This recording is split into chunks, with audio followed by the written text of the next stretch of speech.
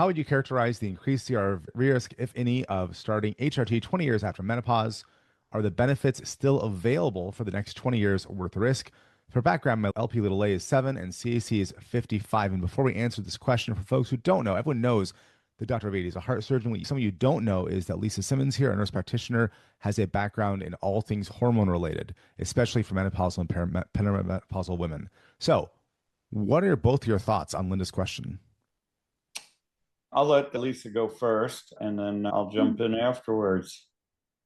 I'm a big fan of hormones, obviously, because I'm a hormone patient myself, but having done hormones for a few years, I do think there's always a benefit, right? It really is very individually based. So making sure, obviously, that you're a candidate for hormones. There are certain reasons why women can't do hormones.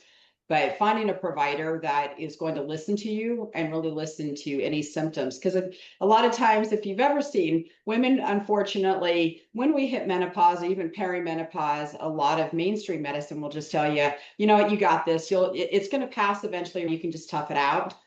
That's not really the best way to do it. And there are a lot of benefits overall for just overall health in general. So it just depending on your situation.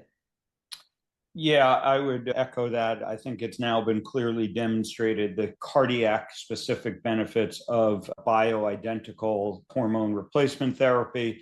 And I have not seen any studies that suggest that there's a certain period of time after which you lose those benefits. The earlier, the better is the way the data is shaking out. But I think even 20 years after, there's still going to be benefit to be gained. And like Lisa said, there's really, as much as there was some older data that kind of prompted some fear around hormone replacement therapy, I think we now fully understand that that was really related to the types and the doses of hormones that were being tested, which were synthetic hormones at large doses, essentially.